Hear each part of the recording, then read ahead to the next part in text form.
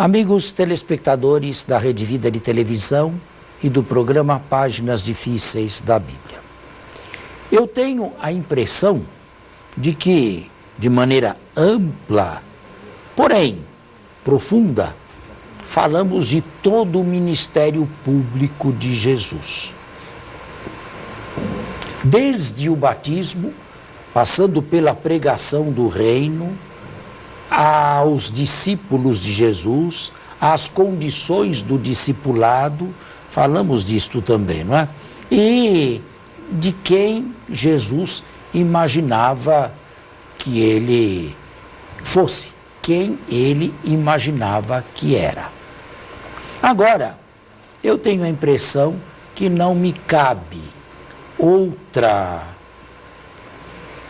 explicação a não ser entrar na Páscoa, na paixão e na ressurreição.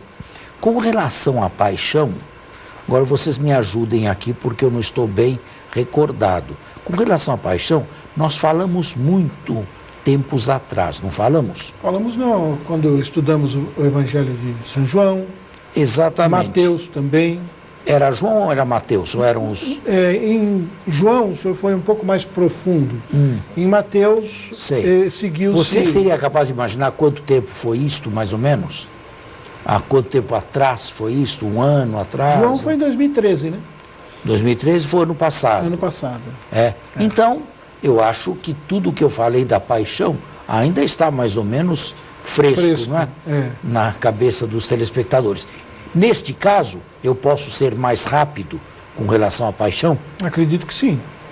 Acredito que sim. De qualquer modo, vocês façam as intervenções e as inserções que quiserem fazer.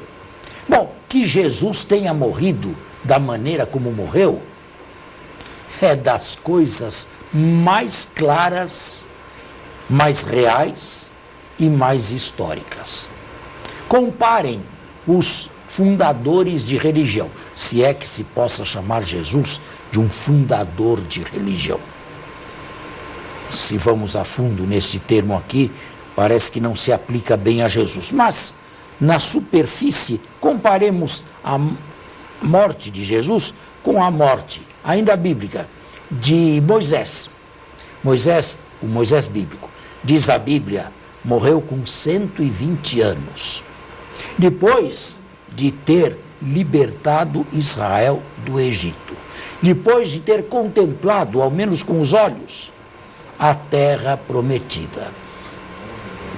O livro do Deuteronômio nos diz que sua vista não diminuiu, nem o seu vigor físico se esfriou. Saindo do mundo bíblico, Maomé, o fundador do Islã, morreu com 84 anos, nos braços de suas 4 amantes. É por isso que os islâmicos, muçulmanos, têm direito a ter até 4 esposas. Mas tem uma regra para isso, né? Hoje em dia, na modernidade, são muito poucos os que têm 4 mulheres. Mas a lei permite. A lei corânica permite, onde ela é Sharia, isto é, onde ela é lei de Estado, qualquer um pode ter até 4 mulheres. O problema é ter dinheiro para sustentar estas 4, não é? Manter tudo isto. Por isso, isso fica para algum sultão cheio de petrodólares.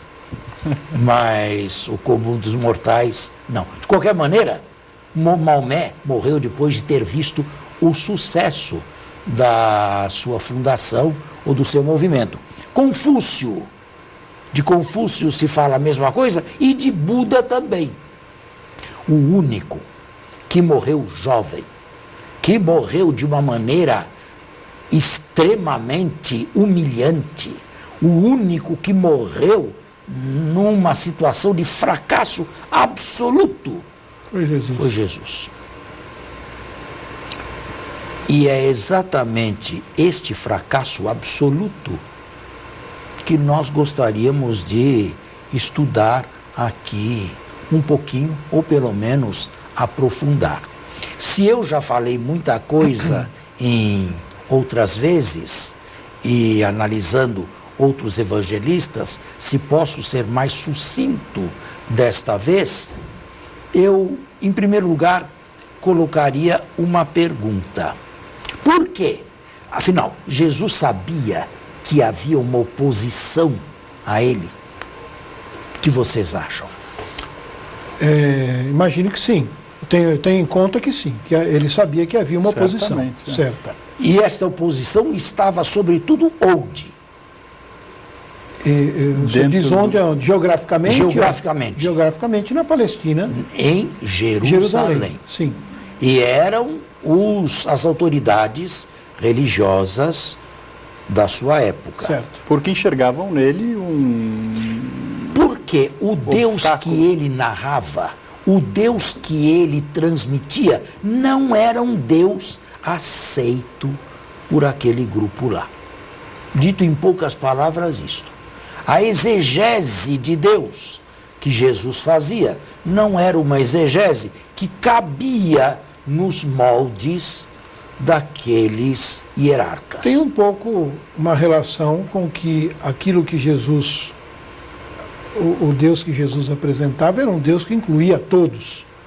Incluía todos, era o Deus dos valores contrários, era o Deus dos pobres, era o Deus dos pecadores, dos doentes, era o Deus dos publicanos, era o Deus dos últimos, era o Deus que ia a fundo, a quem interessava mais a pureza de mente do que a observância minuciosa da lei.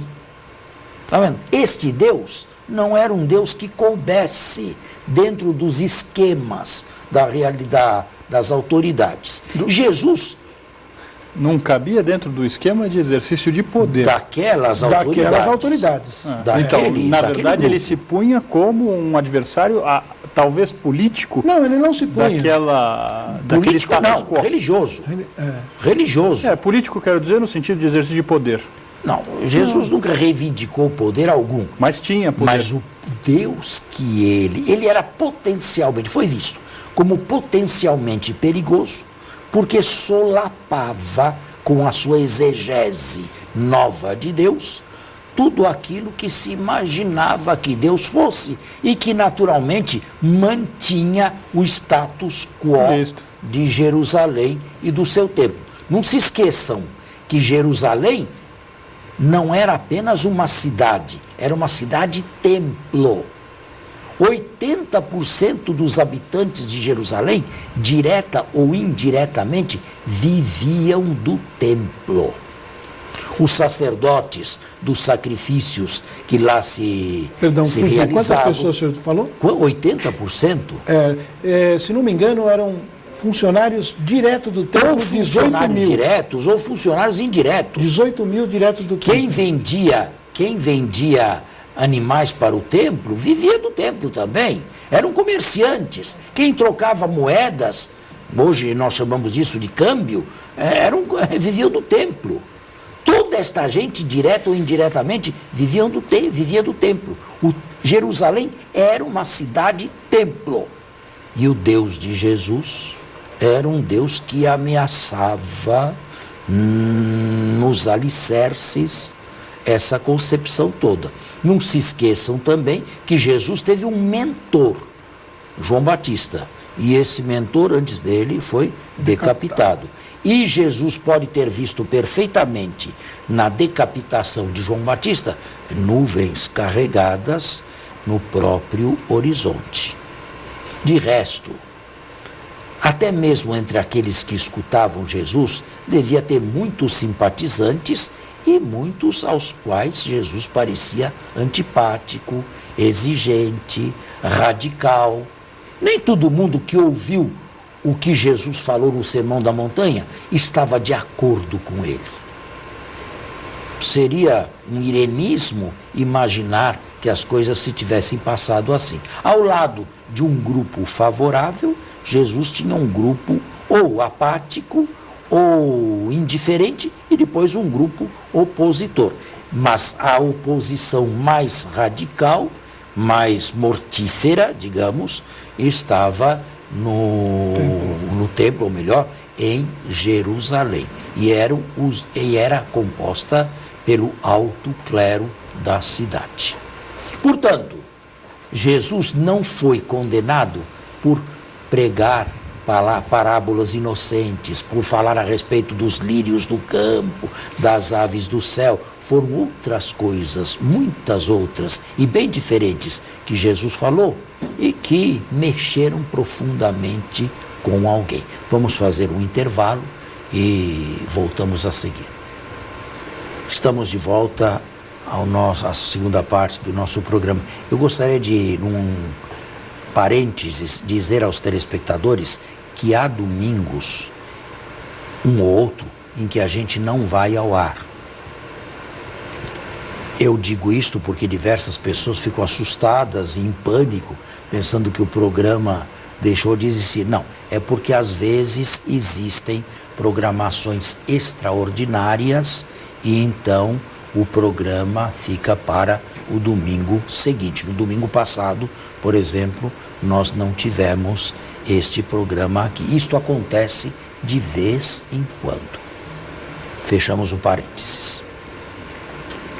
Bem, se Jesus imaginava que tinha oposição e o epicentro dessa oposição era Jerusalém, agora cabe uma segunda pergunta.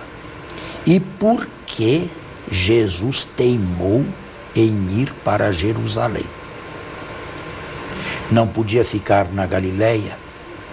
Não podia, sabendo do que lá se passava, refugiar-se na Transjordânia e, de qualquer maneira, ao abrigo dos seus piores inimigos? Por que Jesus quis enfrentar a situação, mesmo sabendo do risco que ele corria? Por quê? No primeiro momento é porque ele tinha a ideia a que veio. Eu acho que e não iria fugir disso. Ele iria, vamos dizer assim, teologicamente obedecer a Deus em tudo até o fim. Pois é, mas aí eu teria uma dúvida bem profunda. Dizer que Jesus sabia que essa era a ordem de Deus, vá a Jerusalém, ele agia por ordem de Deus diretamente? Não, ele não estava correndo do sofrimento, ele não estava correndo do risco que era iminente. Mas ele ia por direcionamento de Deus? Quer dizer, Deus falou com ele e disse... Eu tenho para mim que Jesus estava convencido, profundamente convencido, que a pregação do reino de Deus, acontecesse o que acontecesse, deveria, por vontade de Deus, ser anunciada também na capital do seu povo, em Jerusalém. Ele estava perfeitamente convencido disto. E aqui se vê a grandeza de Jesus. Convencido de que era desígnio de Deus, que o reino fosse anunciado lá. E talvez, humanamente, nutrindo alguma esperança de que a sua pregação pudesse eventualmente transformar alguns corações. O que de fato fez, né? Não, o que de fato não aconteceu. Não os inimigos continuaram inimigos. Mas certamente muitos corações foram convertidos, né? Por isso. Em Jerusalém, quem é que vai saber quem se converteu lá? Mas de qualquer maneira, induzido por isto, Jesus foi a Jerusalém. Isso.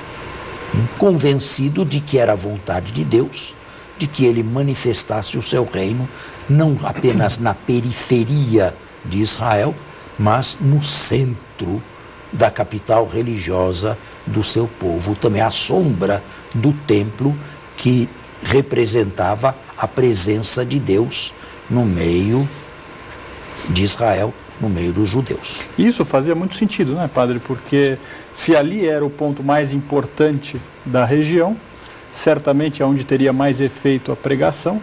E se nós formos até, acho que mais profundamente até nessa questão, nós vamos pensar que se ali estava o exercício do poder político e esse exercício de poder político ia contrário diretamente aos desígnios de Deus, era ali que tinha que ser feita a bagunça para mudar, não é? Mas ele não estava fazendo Ele não estava exercício político. diretamente... Jesus não estava diretamente interessado numa espécie de golpe de Estado. Mas numa conversão de espíritos. Numa conversão de espíritos, Radical. sim. Radical. E isto entenderam bem os dirigentes. Esta conversão de espíritos, se houver e se for radical, não deixará de ter muitos reflexos, inclusive na vida de cada dia disto aqui. Isto é, se mexe na base, não na superfície, na base do edifício. Assim, digamos, à vista de olhos, Jesus era um pobre galileu inofensivo, mas o que ele trazia no bojo era capaz de sacudir violentamente toda aquela estrutura. E isto, bem ou mal, entenderam perfeitamente Caifás e aqueles todos, ou a maioria, dos que compunham o sinédrio judaico. É melhor que morra um só pela nação do que venha o povo inteiro a perecer, venham os romanos e destruam o nosso lugar santo. Umas palavras de um perfeito cinismo oportunista e político, que porém o evangelista João dá uma conotação de profecia por ser o sumo sacerdote daquele ano fatídico. E, padre, não deixaria de ser, não é? Porque se realmente essa conversão se alastrasse e se aprofundasse, isso certamente ameaçava também os romanos, por que não? Foi o que realmente aconteceu. Foi o que aconteceu. Só que por outros caminhos, né? Pelos caminhos da Páscoa, e não fugindo da cruz. E aí vem uma oposição ao que o senhor estava explicando a respeito das outras religiões, né? Todas morrem no sucesso e menos esta aqui. Cristo no fracasso. Menos esta aqui. Isto dá para pensar. Como é que de um fracasso absoluto, total, surge uma religião mundial, a maior de todas? Bem, uma segunda questão. Notem que eu não estou entrando nos meandros de nada e nem me aprofundando em questões exegéticas. Estamos na superfície, embora adentremos um tanto. Jesus teve quem o entregou, ou quem o entregasse, um dos 12. É interessante que isto aqui mexeu com a cristologia também. Se Jesus, perguntavam assim, com um sorriso nos lábios e de maneira irônica, os céticos, os racionalistas de todos os tempos, a começar de Celso, no primeiro ou segundo século da nossa era. Se Jesus era Deus, como é que ele foi escolher como discípulo mais íntimo um traidor? Jesus não lia nos olhos, Jesus não via o coração, Jesus não era capaz de escolher pessoas capacitadas. Estão vendo? De fato, foi um íntimo, mais íntimo não podia ser, que entregou Jesus. Agora, a respeito desse Judas Iscariotes, uma figura sinistra sobre a qual debruçaram nesses 2000 anos de cristianismo psicólogos, artistas, pintores, escultores, escritores, bem, enfim, um mundo de gente, até poetas, agiu da maneira como agiu. Por quê? Nós temos 500 respostas, todas igualmente prováveis. Amava o dinheiro, detestava Jesus, detestava a pregação de Jesus, mas nenhuma, digamos, acertada. Então, sejamos realistas. Talvez ele achasse também que não fosse para aquilo. Sejamos realistas. O que moveu Judas a agir como agiu, só Deus sabe e nunca ninguém jamais descobrirá. Todos esses motivos que dão podem ser verdadeiros, só que nenhum deles pode ser comprovado. Judas permanece também um mistério para nós. Por que agiu desta maneira? Bem, já estamos no final do programa. Depois eu fiz 2 perguntas e respondi a 2 perguntas. A terceira pergunta eu a faço agora, mas a resposta virá, por causa do nosso horário, apenas no domingo próximo, domingo que vem. Uma vez preso e condenado, Jesus foi justiçado. Por que Jesus foi condenado à cruz? Exatamente a modalidade do suplício de Jesus. Jesus poderia morrer decapitado, Jesus poderia morrer lapidado ou apedrejado. Por que Jesus foi exatamente crucificado? Então esta pergunta fica em pé e a resposta virá na semana que vem. Muito obrigado e até lá. Um bom domingo, uma boa semana a todos e até o próximo programa. Um bom domingo a todos e até o nosso próximo programa.